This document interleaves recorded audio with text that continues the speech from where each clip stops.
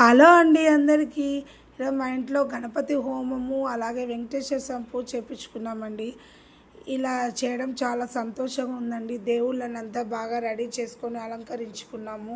ఇలా స్వామివారి ఇంటికి వచ్చారు. వచ్చిన తర్వాత పూలు అక్షింతలతో మాకు కలశం పూజ, వినాయకుడి పూజ అలాగే వెంకటేశ్వర స్వామి పూజ చేయించారు. మనసుకు చాలా ఆనందం అనిపించింది. ఈరోజు హోమం కూడా చేశామండి. హోమం వీడియో షార్ట్లో పెట్టాను, మీరు కూడా తప్పకుండా చూడండి. గణపతి హోమం చేయడం వల్ల ఏంటి లాభం అంటే, మనకు ఎటువంటి ఆర్థిక సమస్యలు ఉన్నా, ఆరోగ్య రూపంలో కానీ ధన రూపంలో కానీ అట్లా ఏదో ఒకటి ఏం కష్టాలున్నా ఆ స్వామివారిని కొలిచి హోమం జరిపిస్తే అన్నీ తొలగిపోయి అందరూ సంతోషంగా ఉంటారు. మీకు కూడా తెలుసు కదండి, పండగలప్పుడు ఎప్పుడైనా మనం పూజ చేస్తే ఫస్ట్ వినాయకుడు పూజ చేస్తారు. కాబట్టి వినాయకుడికి ఉన్నంత ప్రాముఖ్యత ఏ దేవుడికి లేదు అని చెప్తుంటారు.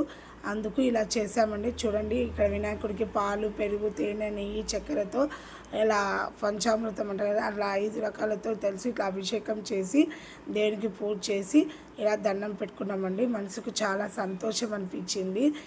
మీరు కూడా తప్పకుండా ఈ వీడియోని చూడండి, లైక్ చేయండి, షేర్ చేయండి, కామెంట్ రూపంలో తెలపండి. Thanks for watching.